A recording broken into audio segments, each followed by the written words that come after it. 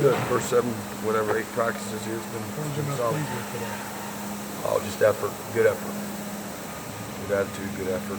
Guys weren't already checked out for spring break, so you always kind of worry about that, right before, spring break. And thought our guys had the right mindset to come and compete and try to get better.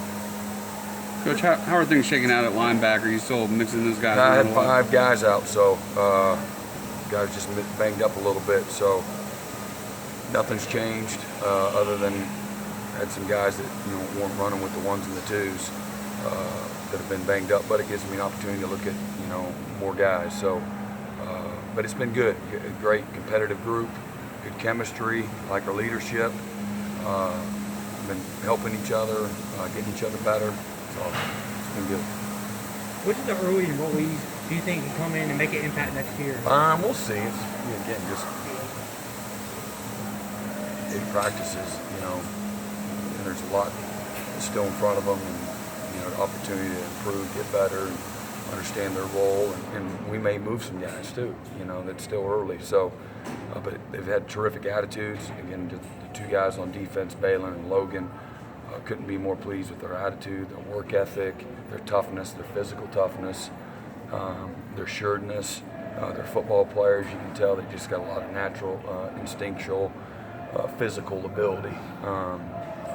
So they're, as opposed to being timid and playing on their heels, they're aggressive kids that like to mix it up, put their face in there, and a lot of times that's not the case initially. So there's a lot of intangibles and the physical traits that you'd say they're a little bit more physical and mentally mature than some other guys that we've had come in. And then we've had other good players too that have come in early and done well. But I've been real pleased with their attitude and work ethic and maturity as much as anything. If you could compare the defense to where they were this time last spring, could you draw a comparison? I really couldn't. I forgot, and I honestly, every year presents new problems, new issues, new concerns. Some of it's good, some of it isn't good. One day it's this, next day it's that. When you're going with 17, 18, 19, 20-year-old kids, that's what you deal with. So, there's a lot that you're looking at right now. Just trying to teach guys how to practice, how to compete, how to stay humble, how to get better fundamentally, how to line up right, how to lead right. There's just a million things that you're working on every day, and it's never good enough.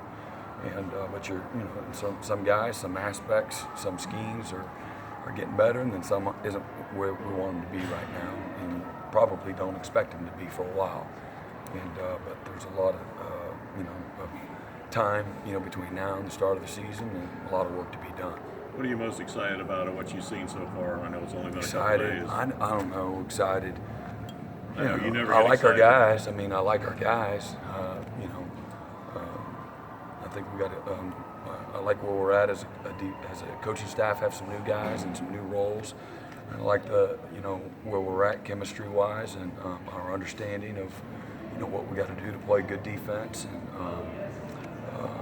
feel like really know our roster really well, know our players really well, know more about our guys, more so than maybe even a year ago. And then again, I think we got a group of guys that are coachable guys from top to bottom. Every position. Where we got a group of guys that let us coach them and understand the standard, and but we got a long ways to go. A lot of work to be done, a lot of things that we got to get better at. Seeing those red shirts, Xavier Kelly, Isaiah Simmons, showing that they're ready to contribute and take that next step. Well, again, there's a lot of time between now and next fall. So there's been some progress in some areas, and then in some other areas that we got a lot of growing up to do, and not necessarily maturity. And some of it is maturity, but there's just the maturation process is exactly that. It's a process. And so we're not ready to line up and play against Kent State yet with those guys. And I'm talking about dominate somebody. And but I like how we're working, and then I think there's the physical tools are there, and I think the work ethic is there. So we just got a lot to learn, and there's only so much time in a day. You can only get so much done in a day, and again, where we're at right now in our install schedule, we're really focused on trying to get our guys to know how to prepare, know how to watch film, know how to come and compete, know how to to line up, put their hand in the dirt, and stance alignment assignment, get the discipline that it takes to play well. Trusting their key, do their job, all those things. So, and again, we're installing at like normal, a fairly rapid pace. So, you're trying to challenge and stress guys, constantly to help them grow faster than they, normally would want to, and to see who can handle it and who can't. So, there's a lot of our evals are nonstop, and there's no proclamations being made on anybody yet. Did anybody stand up to you today? Kind of just stood out to you? Not really. Mm-mm. Have you been surprised at all at how Cleveland's kind of stepped into that leadership role? Surprised? Cleveland's got a magnetic personality, very outgoing, ultra positive. He's a very communicative person. I think he's getting more and more confident in his role as a player, and the success that he had. He's a humble guy, knows how to work, appreciates his opportunity. So I think that transcends as a leader. And whether or not he'll be, I doubt he's ever. And I shouldn't say that. He's not been bowler yet, though. But those are the stripes you earn, and you earn it over time. Not just because I'm the next guy. You earn it over time. And I think he values that leadership role and what it takes, and he's learning how to become a leader. So I think he's one of those guys that has some natural leadership traits, and I think he'll continue to develop in that role.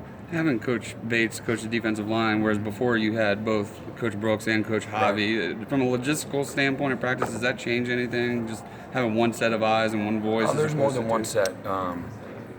We've got 2 GAs working there too, and then we have analysts that are working there that can help in certain ways that you're allowed to, and so there's more than one set of eyes, and then I can help too, and not that I need to, but trying to because when you got one guy and then the other guys are growing up in those positions, you got to make sure everybody's doing their job. So they're doing a terrific job though. Our guys are getting a ton of coaching, and then we've got a nice blend of some experience coming back with a few of the young guys that so we can focus where we need to, and the older guys are doing a great job helping some of the younger guys. It's been good.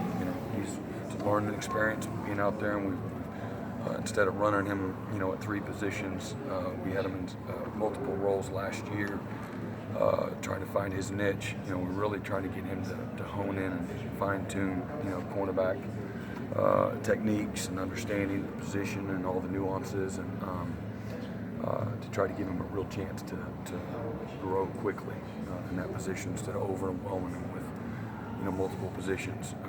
But he can flip over and play nickel position in a heartbeat, but he's doing good. There's a lot to learn there. A lot to learn what you can and can't do, and the techniques, and the eyes, and all the different things that we do defensively and how that relates to him. So, like his attitude, he's been competing, has made some plays, has gotten burnt a few times, and that's how you learn and grow. Is making some mistakes. So he's had a good attitude though. Any injuries today? I can't remember. Thank you, Coach. Guys out. You guys.